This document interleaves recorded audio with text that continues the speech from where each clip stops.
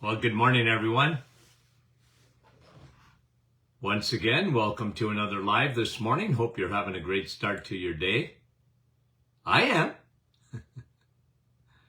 And we'll wait for a few folks to come on here this morning. Here we go. Marilyn, you're number one on the hit parade this morning. Hope you're having a good day. And Sue, how are you? Rosa, good morning. And I gotta wait for that scroll. Maureen, good morning. How are you? Andrea, Niagara Falls. Giselle,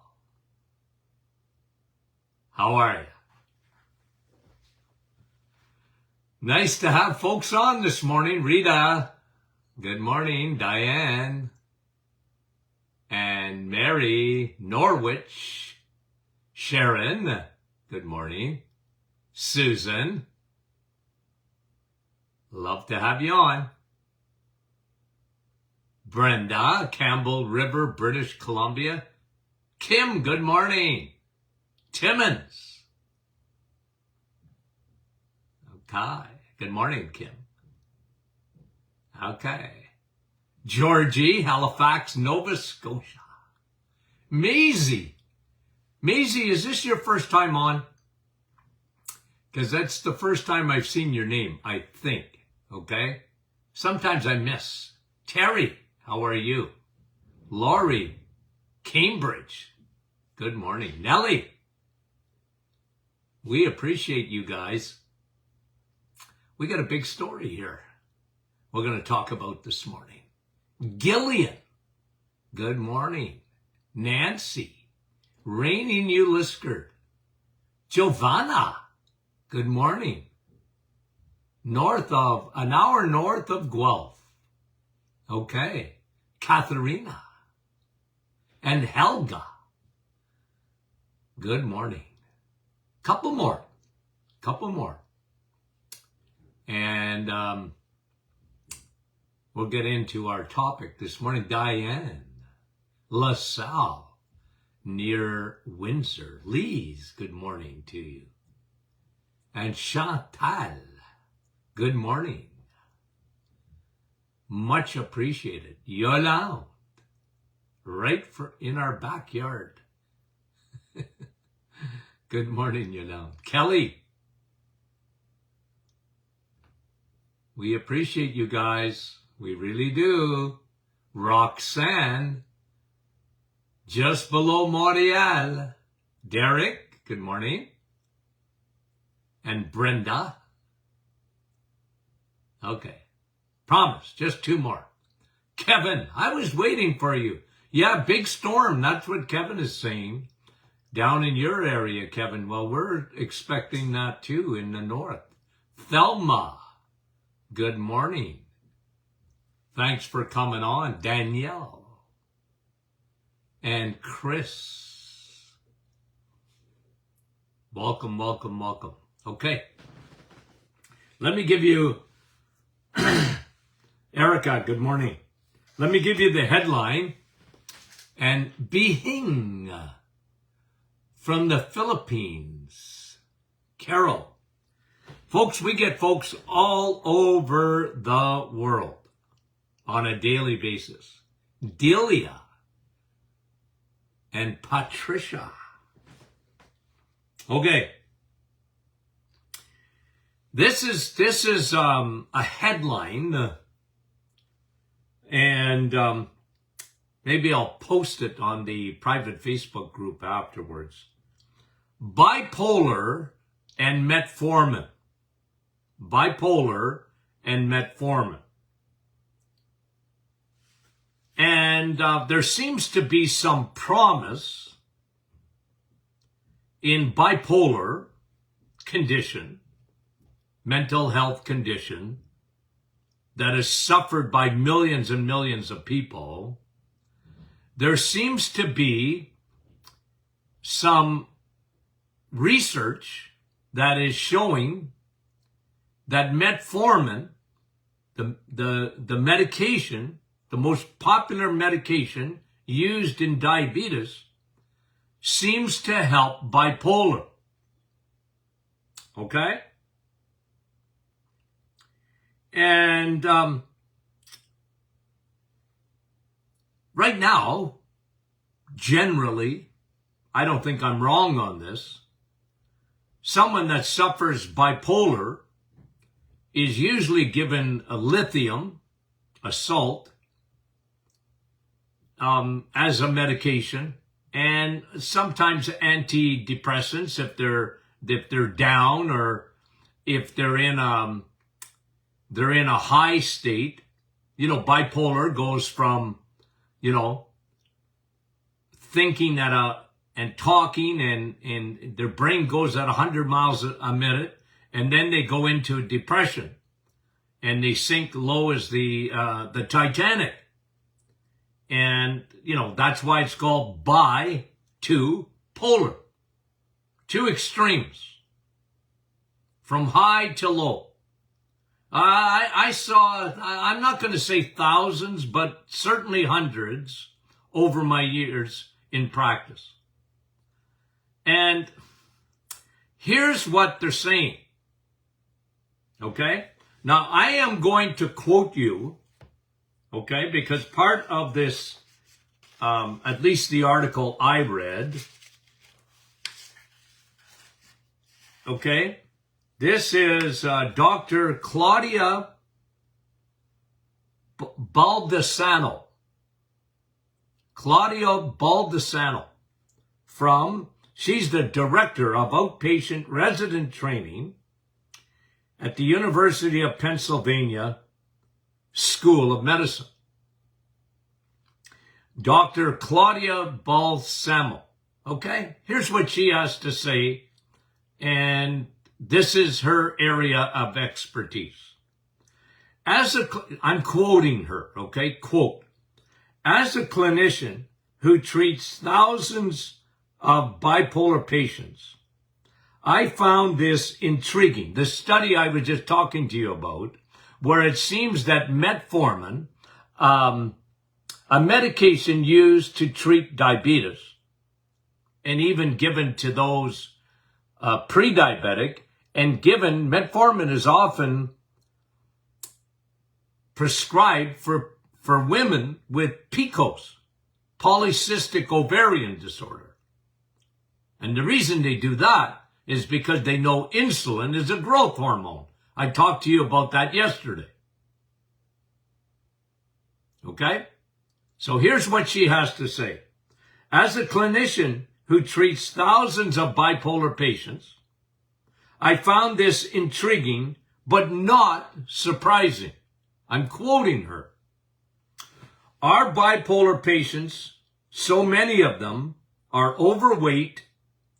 They have trouble with obesity, type 2 diabetes, and listen here, folks, the last thing that she said, and insulin resistance. Quoting her still, the potential link between insulin resistance and bipolar disorder is causing a paradigm shift in psychiatry. Now, guys, this would be, if it was mainstream, earth-shattering research. Earth-shattering. Blow your socks off research. Listen to the implication. Insulin resistance is at the root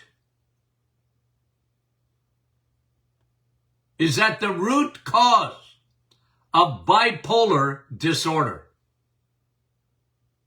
Now, if you've been listening to me, this doesn't surprise you.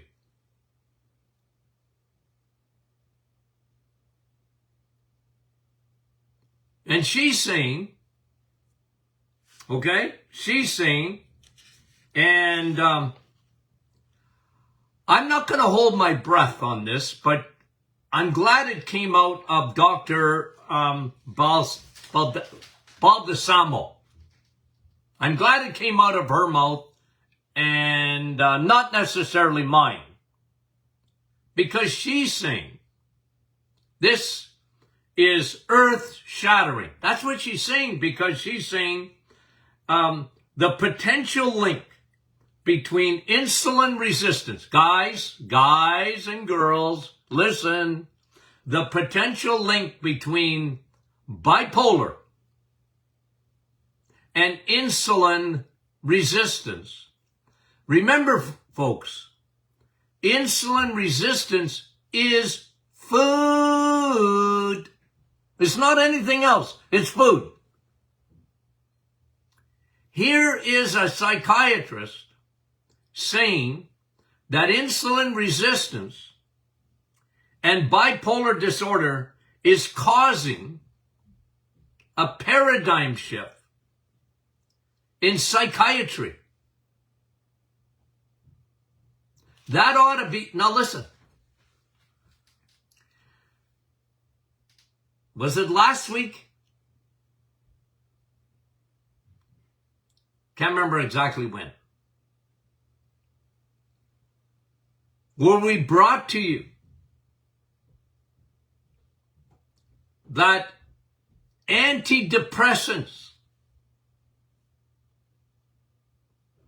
the whole use of them, again, guys, it's not me that said it. The whole use of antidepressants was based on, what was it? A false premise. It was made up. It was shocking news. Shocking news. That they finally discovered that,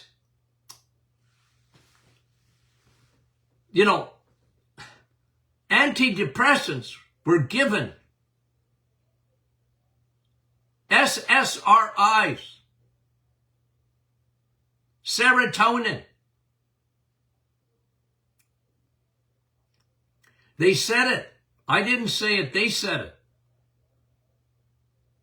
It was based on a faulty premise. And we brought to you that story. We brought the story. Let me just get the headline here, so in case you think I'm fudging.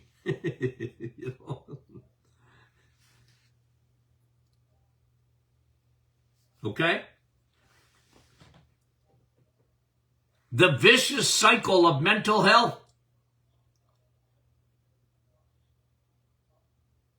That it wasn't brain chemistry that, you had brain chemistry disruption. And they said, nah, that was based on fudged data. It wasn't that. That's not what comes first. That's not what comes first. And so, guys, it's incredible. It's incredible when you think about it. This is earth-shattering, guys. When we talk about the whole mental health thing, not only were we talking about antidepressants a few weeks ago,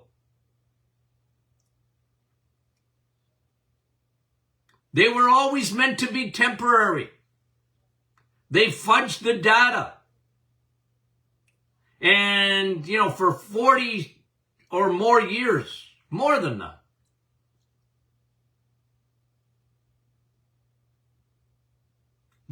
There's a paradigm shift going on. Again, I'm not going to hold my breath. I am not going to hold my breath because I don't think, anyway, I'm skeptic. I'm skeptic that this is going to change. It's hard to change a leper spot. It's going to be hard to get to psychiatrists. It's going to be very difficult.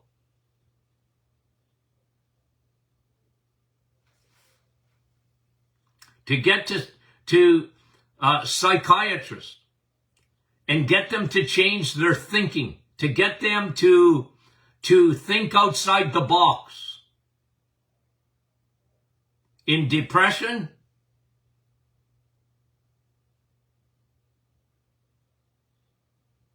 and bipolar. And of course, Big Pharma, look, they do wonderful things, okay? Like, I'm not dismissing pharmaceuticals 100%. I won't do that. I'm not going to do it. Because they can save your life. Certain things save your life. I get that. But guys, this is so earth-shattering. This thought that bipolar, the underlying cause is insulin resistance. And Big Pharma is saying, yeah, well, they're getting in on it because they already have a drug. It's called Metformin.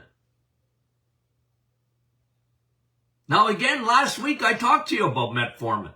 The problem with Metformin, well, there's a lot of problems with it, but the biggest problem with Metformin is it destroys your vitamin B12. It takes it out of your body. It whacks it. If you're taking Metformin, you're going to be low in B12 almost invariably. And that's not good because vitamin B12 is an essential vitamin. And I never tell people to come off Metformin, by the way. I don't do it. But I go down another road. You want to control this thing or manage it with Metformin. You want to control diabetes, prediabetes with Metformin. You want to control PCOS, polycystic ovarian disorder, ladies. Very common today. Oh, I mean, you know, it's amazing how I saw that, how much I saw that in the office. And by the way, a lot of women with PCOS were suffering mental health issues big time. Maybe not classified so much as bipolar, although many were that I saw. They had complete messed up metabolic disorder, which affects, we know now, it affects your brain. It affects your thinking. It affects your moods.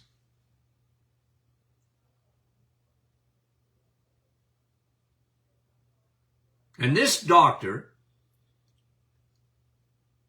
looking at the studies on metformin and bipolar, said there's a paradigm shift going on in psychiatry. They're starting to change their thinking. Well, like I said, I'm skeptical only because I'll give you an example. Okay, guys, I give you an example of this.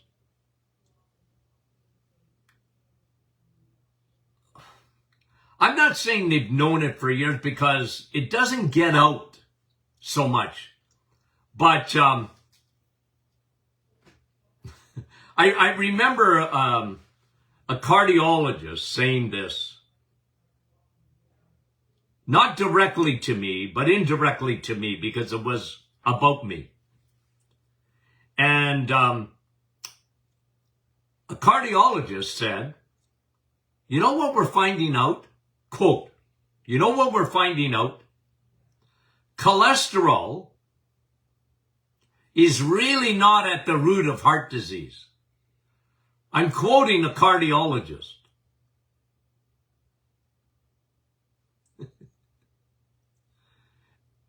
And here's what else he said. I think Dr. Martin was right. Now, I'm talking years and years ago that I've always said the biggest hoax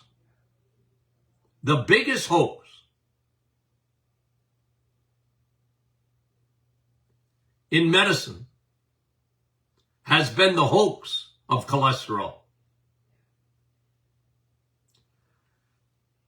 And maybe very closely second place is now what we call, a chemical imbalance in mental health. It's almost like we got duped. For years and years and years, cholesterol. True or false? Guys, come on. And if you go to 99%, do a survey, 99% of doctors, I mean it, even today, when there's a lot of research out there that should have caused a paradigm shift in medicine when it comes to cholesterol being at the root of heart disease, they didn't get the memo. They didn't get the memo. Either they're not reading or they're just so ingrained, you're going to have a hard time getting their attention. Guys, this is earth-shattering. This today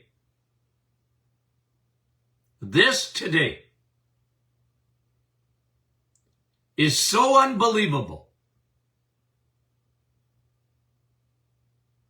that insulin resistance, which I tell you is at the root of heart disease, at the root of diabetes, obviously, right? Well, you heard her say it. Let me quote her again. Let me quote Dr. Baldessamo, who's a smart girl. Let me quote her. She says, she's saying, our bipolar patients, so many of them are overweight. They have trouble with obesity. The twin towers. What do I call the twin towers, guys? Of metabolic syndrome. Diabetes. People don't even realize they might not even register on the scale of diabetes, but they do have diabetes. They're packing on fat. And they have insulin problems. It's insulin resistance. It's the pesky neighbor. The pesky neighbor that insists on coming around. And your cells resist insulin because of food. It's food. It's not anything else but food. That's, again, medicine is saying it. But our psychiatrists and your family doctors and people that see bipolar all the time, are they going to even flinch in terms of their thinking? It's hard to change a leper's spots. That's my concern. They're not going to get the memo because, again, unfortunately, in medicine, what got thrown out, the baby got thrown out with the bathwater. More than 100 years ago, where medical schools were,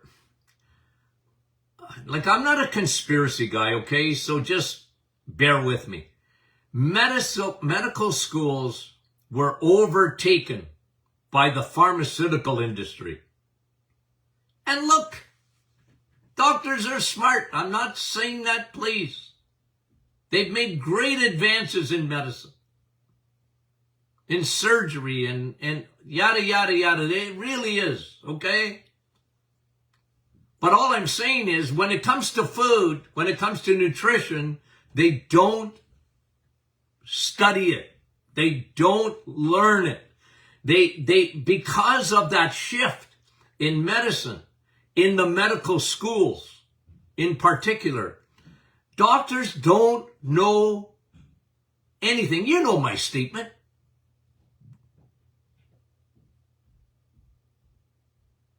What do I say? You might as well go to your plumber to get food advice rather than go to your doctor. Because in a doctor's mind, food is not at the root of these problems. So they're dismissed, or they're sent off to nutritionists and dietitians. And dietitians are trained mostly by the pharmaceutical industry. It influences them. And for a diabetic, for example, nutrition hasn't changed in 100 years for a diabetic. Eat in moderation. You need carbohydrates. You need some sugars. Your brain needs sugar. You know how many times I've heard that? But it's not true. It's not true. So again, I'm not optimistic that anything will change in psychiatry. What are they saying? Insulin resistance changes your brain. It changes your brain chemistry. It changes the way your brain operates. Bipolar are canaries in the coal mine. Depression. What? Go to the bottom line. Not to get a start, get a foundation, and build this way. And I love Dr. McEwen, okay? University of Tennessee. Smart girl. And her students. She allows me in there to teach them. In the Department of Psychology. And she gets it. Metabolic syndrome has a major effect on the brain. Why do you think, by the way, because, you know, when I was talking about insulin resistance, why do you think I have said this for years? Insulin resistance is at the root of Alzheimer's. And again, last week, all the research pretty well on Alzheimer's was fudged.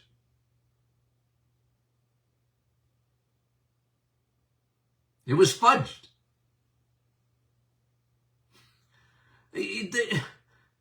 Let me tell you something.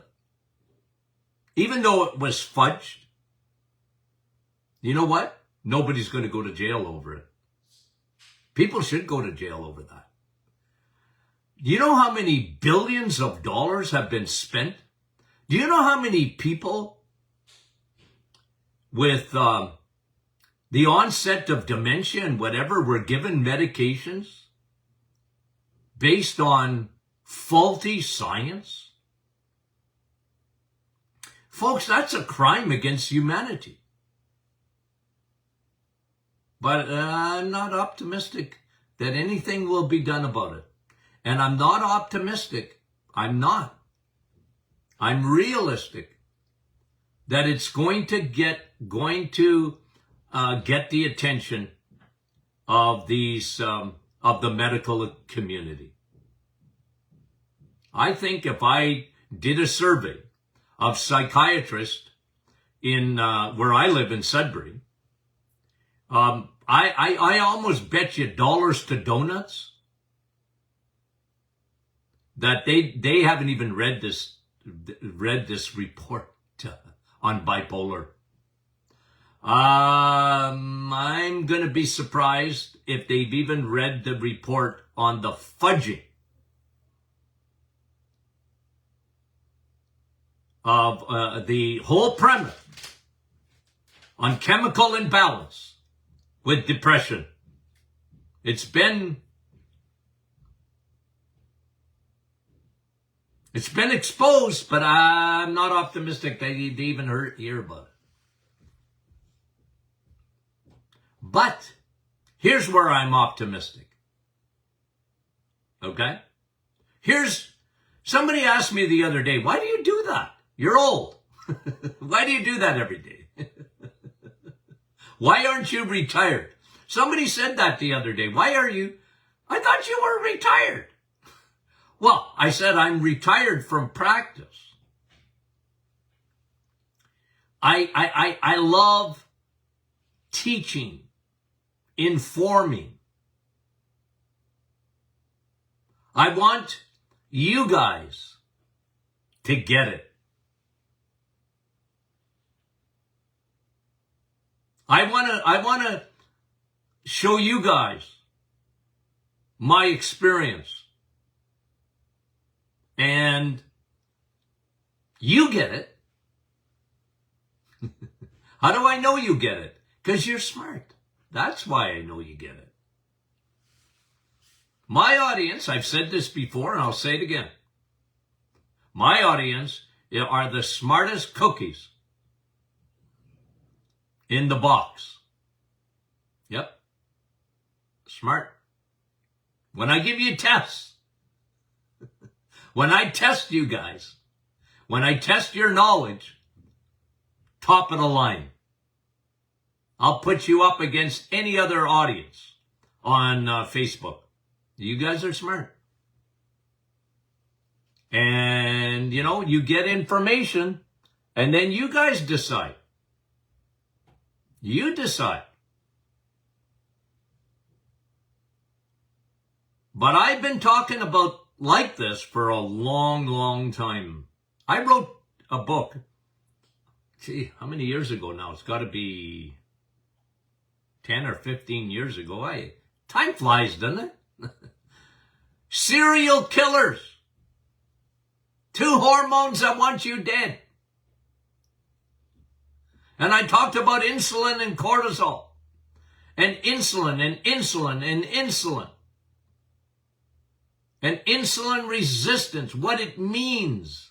Why does that mess up your biochemistry so much? Why does it do that? And it's our insulin resistance was, I'm not saying it never existed, of course it did. But today it's on steroids. It's so common amongst our population.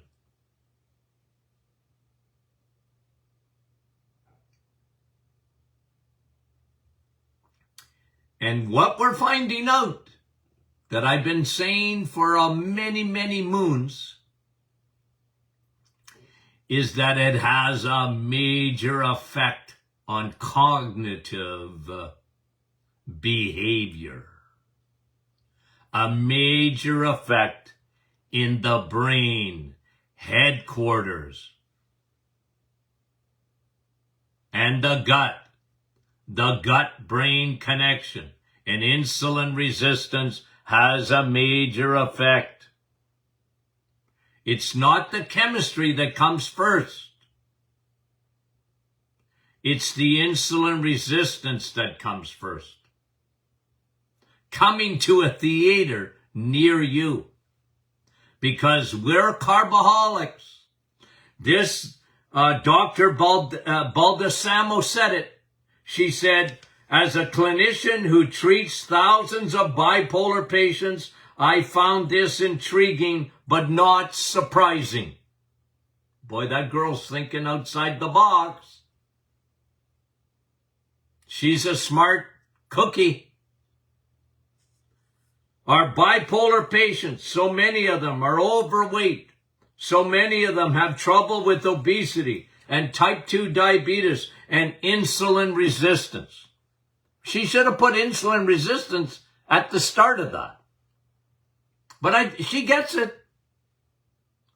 The potential link between insulin resistance and bipolar disorder is causing a paradigm shift in psychiatry, guys.